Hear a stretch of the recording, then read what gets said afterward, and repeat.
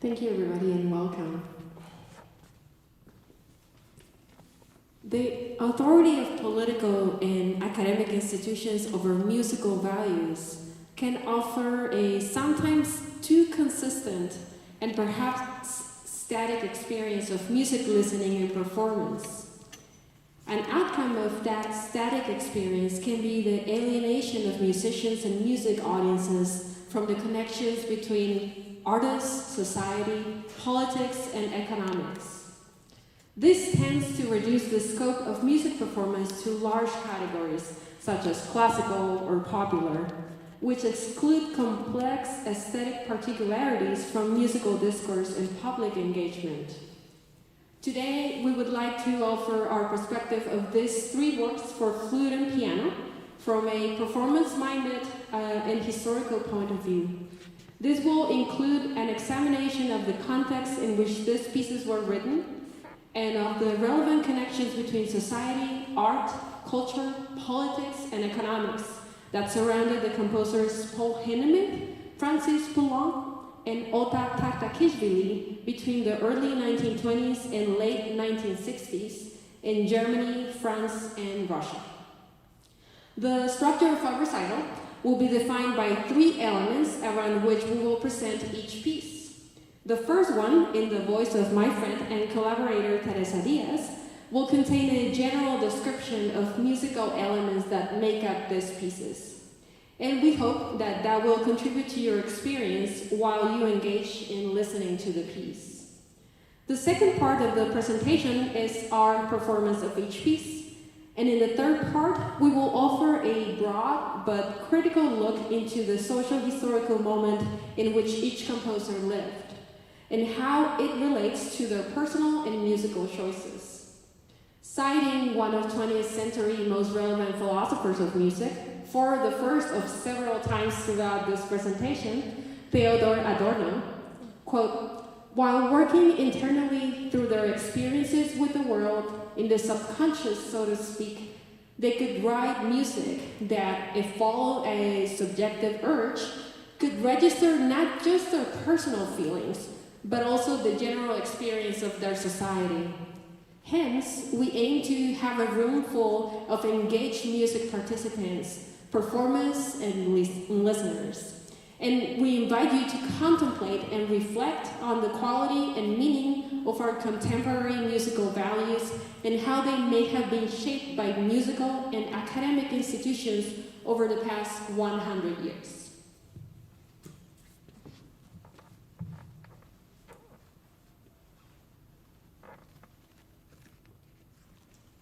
The first work that we're going to play tonight is the Sonata for Flute and Piano by Paul Hindemith. He was a composer, theorist, violinist, and conductor, who along with Kurt Weill and Ernest Krenek became the driving force of the new objectivity movement in the post-World War in the Germanic music. Hindemith studied violin from an early age, and then eventually he added composition to his studies. As a violinist, he performed with the Frankfurt Opera Orchestra, and he was the soloist of the premiere of Stravinsky, L'Histoire du Soldat. After he came back from the band in which he was playing at World War I, he rejoined the Frankfurt Opera, and he also served as a violist in a string quartet. After the Nazis came to power, they banned much of his music, citing cultural Bolshevism. And in 1936, the ban was placed to all Hindemith's music. He resigned from his teaching position at the Berlin Conservatoire, and he started doing tricks to get his music performed outside of Germany. The composition of this particular sonata happened in 1936, and it was premiered in the States by George Barrère, who is known as one of the fathers of the flute school here in America. This particular sonata challenged the flutists, among with all the series of sonatas that Hindemith wrote in this series of pieces. For the flute, it brings up new challenges in the technical aspects that the flutist used to do back in those days. And the language in which the music is written, it's pushing the boundaries of what they used to conceive in terms of harmony and melody. And particularly if we compare this sonata to other works written for the instrument in the time, we will find a unique way of treating the polyphony and the harmonies.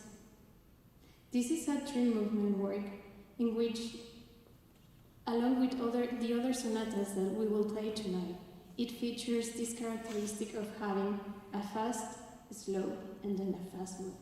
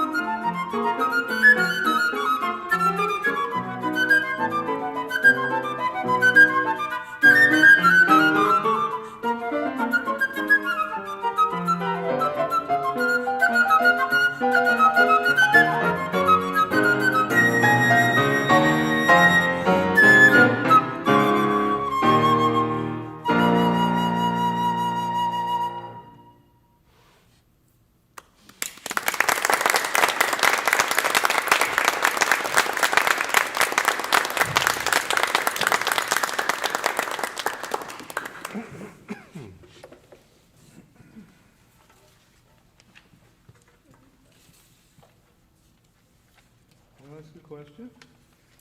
What year was that piece written in? I'm sorry? What year was that piece written in? When was it written? 1936. 36. So was this before he was excommunicated, as it were? Or? Well, I'm about to talk about it for a while. So just as a reminder, we will have a section to talk about the piece and the composer critically after we perform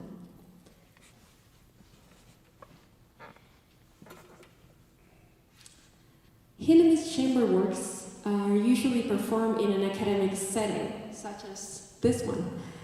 Particularly popular are his instrumental sonatas, where he showcases violin, viola, trumpet, flute, and other instruments. From a performance perspective, their present value inside of academia is similar to the one Hindemith attached to them as a performer and teacher himself, expecting that they would serve as pedagogical tools to understand particular theoretical concepts and to develop technical virtuosity on each particular musical instrument, similar to what an etude would do for any instrumentalist. In the mid-1930s, and he wrote this flute sonata in 1936, Hindemith was living in Germany amongst a political environment in which, despite not being really involved with it, he was struggling to maintain acceptance and recognition under the fascist German government. Hindemith was aware of the musical ideals that other 20th century composers were striving towards, a movement that led further away from tradition and tonality. In his youth, he gained some recognition for his early experimentations as part of this avant-garde movement, but an ongoing interest in neo-Baroque and neoclassical forms would later be the essential characteristic of his work. However, he rejected the separation of harmony and counterpoint from musical meaning. In his own words, and I quote, "Harmonic, melodic, and rhythmic laws, as worked out in a most beautiful and exalted composition, would transform the world's woes and falsehood into the ideal habitat for human beings, who by the same process of musical ennoblement would have grown into creatures worthy of such a paradise." End quote. He put great emphasis on melodic counterpoint, attributing to it a metaphysical quality, one that would bring composer, performer, and listener into a mental state in which, as musicologist Kit Chapin says, if they could assimilate the interplay of tones, they could feel their participation in the great harmony of the world. Another musicologist and contemporary of Hindemith's, H.H. Stuckenschmidt, put the situation of counterpoint in the position of listener this way. Our senses are capable of perceiving and following several different processes at once. This ability can be trained and directed to many practical and artistic ends, in a degree depending partly on the capacities of the individual and partly on cultural and historical conditions. These historical conditions for Hindemith are characterized by his reluctance to emigrate from Germany. Despite the Nazi government's view of him as a Jewish Marxist, Hindemith's place inside of this political environment was constantly challenged by polemical statements from right-wingers that conceive of him as a modernist and as being against German cultural history and values. That phase of youthful experimentation and heavy influence from contemporary modernists had ended for him in 1929, around the time when he became more interested in neoclassical forms and a return to traditional methods. It is arguable how much of this was led by the rigid cultural limitations that the German state imposed on Jewish artists during World War II, and how much was Hindemith's personal choice. If we grant that this music indeed reflects a clear picture of the musical values, are at least somewhat consistent with the of the musical values and structures that were more important to Hindemith, so too can we recognize that these values are at least somewhat consistent with the demands of his historical and geographical situation. Michael H. Hader, in his book Composers of the Nazi Era, investigates Hindemith's political and ideological contradictions that seem to have been produced circumstantially as the political climate shifted around him. For instance, while he was still in Germany, Hindemith was teaching at the Berlin Music Conservatory and focused on getting his music performed around Germany, or one would say he obsessed with the idea. Most of his music, however, was blacklisted until the end of World War II. Subsequently, until he left Germany in 1938, there was a constant push and pull between him and the Nazi government. Hindemith still received some support from his colleagues, and they were talking about how to continue his career in Germany, as that was his priority as a composer. One of the possibilities to do so was in education, albeit at a time where the Hitler Youth Project was being developed, though. Some critics see this as an indicator of Hindemith's conformism with the government, which is also regarded as a conformism apparent in his musical choices. As the musicologist and philosopher Theodor Adorno put it, Hindemith's generation still brought talent and skill to its efforts. Its moderation was evidenced above all in its entirely unprincipled intellectual compliance. In compositions made to suit whatever the occasion, and finally in the liquidation of its contemptible program, along with everything else musically discomforting. They came to their end in a respectively routinized neo-academic style. While Hindemith was fundamentally interested in counterpoint and harmony as a principle, he believed that music should, quote, portray a positive image towards which society should strive, end quote. It is unclear, however, why is it that he shows Baroque counterpoint or common practice harmony as part of that ideal vision. Adorno, for instance, thought that this interest revealed a coercive social structure. He argued that not only did the conventions of tonal harmony develop according to a historical logic, but the dominance of tonality was allied to restrictions on individual freedom proper to capitalism and bourgeois society. If composers chose to follow harmonic conventions of functional tonality, they did so at the price of their true subjective sensibility, end quote. Maybe a criticism of Hindemith's work from this philosophical perspective, one that does not moralize about his place in history, but rather engages in a criticism of determinative institutional practices and ideology, can help expose issues of musical meaning in our current times. That criticism would be best described as an inquiry into the political and economic circumstances that music springs forth from. More than accepting previous definitions of natural laws of music and particular musical content, and reflect how music and society are connected through ideology to one another. Our next composer is Poulenc. He was French composer and pianist, and he was part of a group named The Six. This group was aiming to liberate the French musical aesthetics from influences outside of France. Poulenc's father was the director of a family of pharmaceutical business, and his mother came from a family of artist craftsmen. He had a deep Catholic faith, which we can see inherited in his music.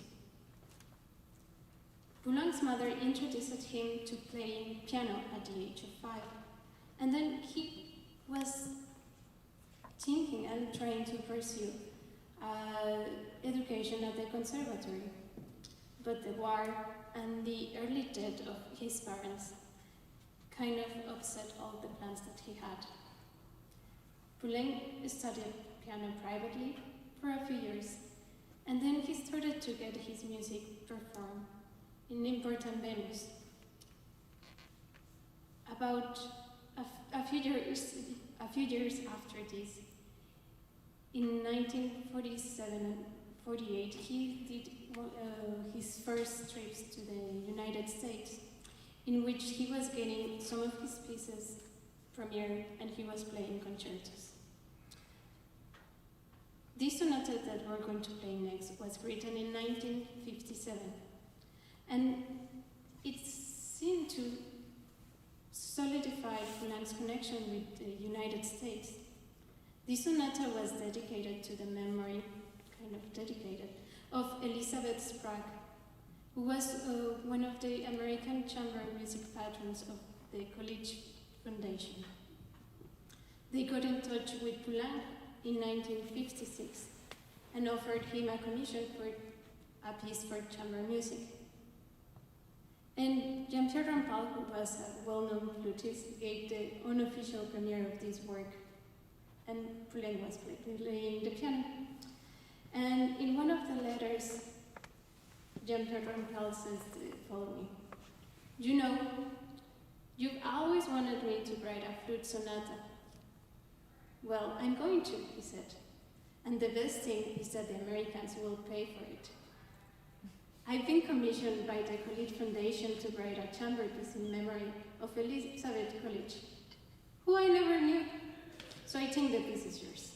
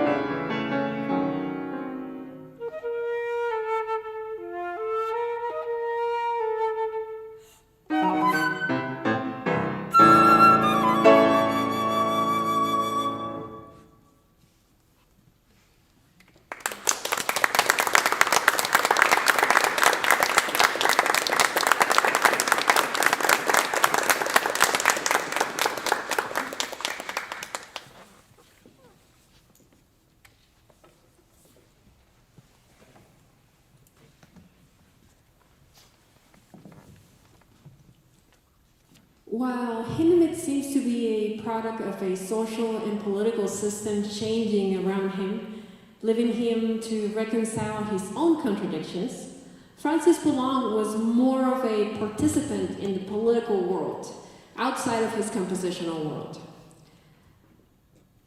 Poulenc, after studying piano lessons, he actually couldn't participate from the conservatory life.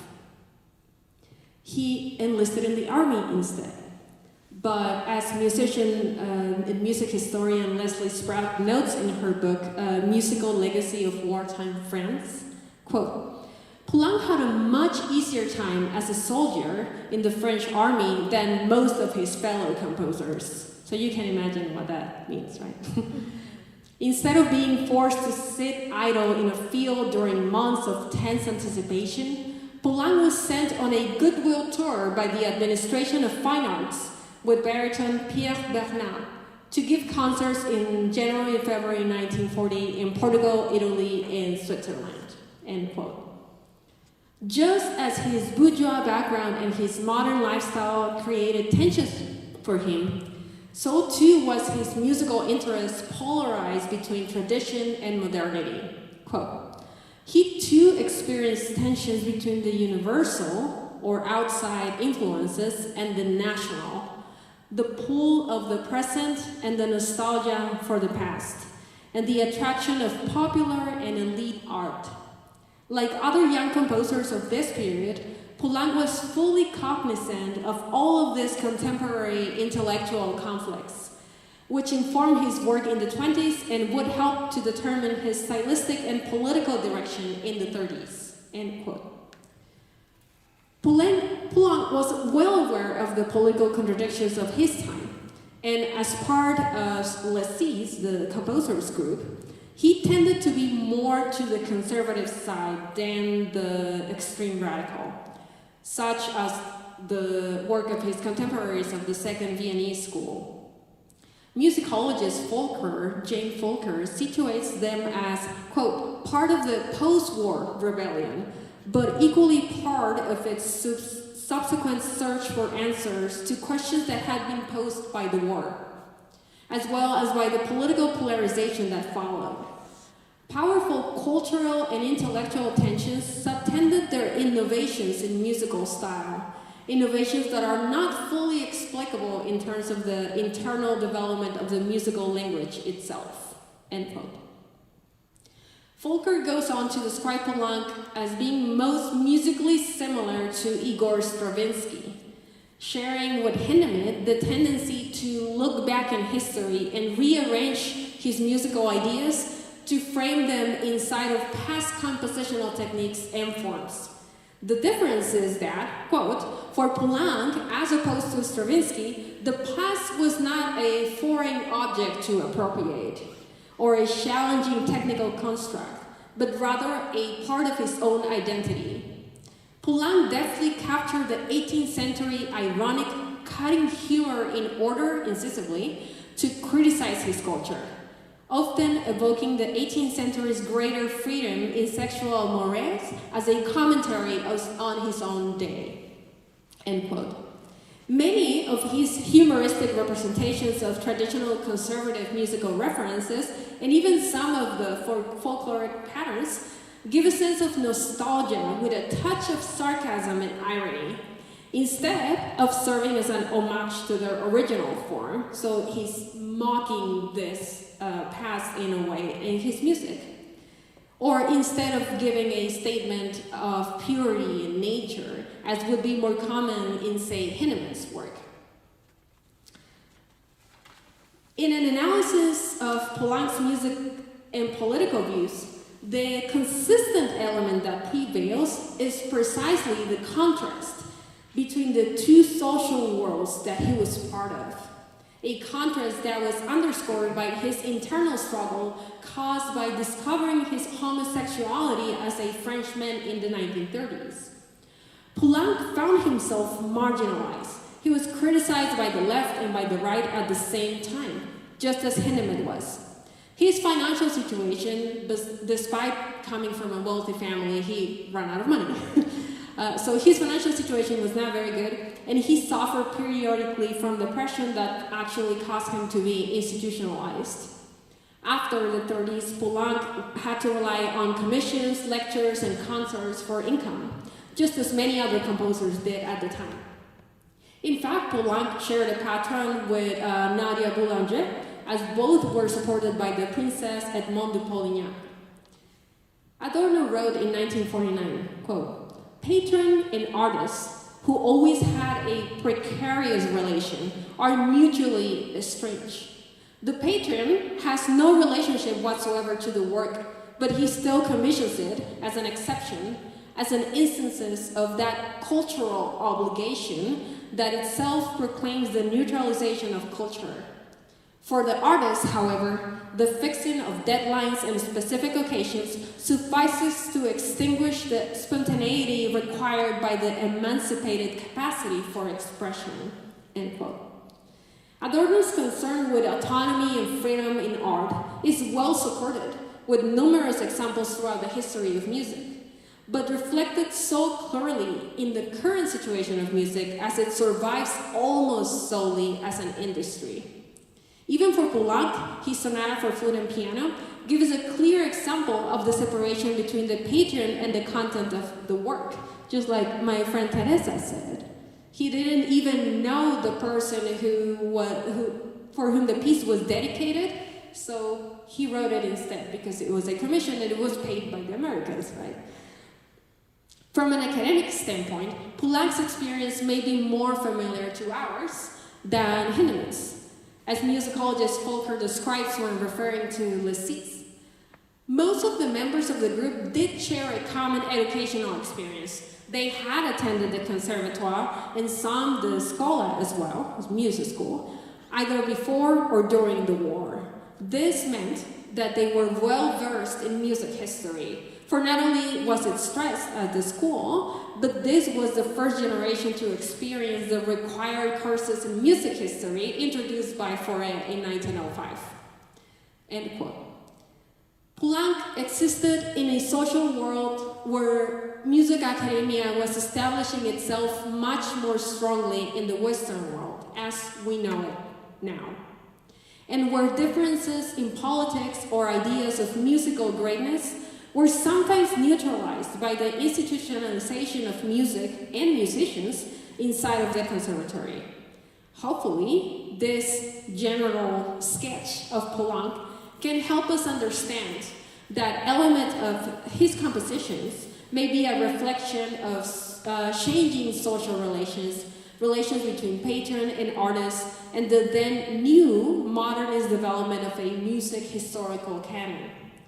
Poulenc's awareness of these social relations may make him a cynic, or may simply mark him as a master of the musical meanings of a tradition slipping away.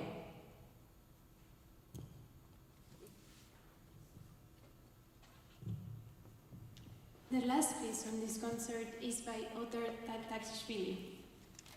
This flute sonata was written in 1966, and it's a good example of how some composers mix folk traditions in this classical language. This sonata appears to be published in the United States in 1977, which is interesting to note. That took about 11 years to get here. And this was because the USSR had very strict copyright restrictions prior to the 1970s. Taktakishvili music mixes themes from the folk, and it's a bit unclear if in this particular sonata he was drawing themes or he was just using a reminiscence of this tradition.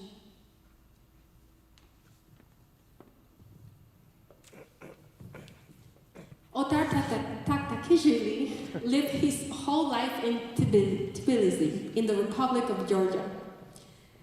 Most of the scholarly literature about him and his work, which is very limited, focuses on general aspects of his life as part of the conservatory in Georgia, and later on as a minister of culture of the Georgian SSR and member of the Central Committee of the Georgian Communist Party.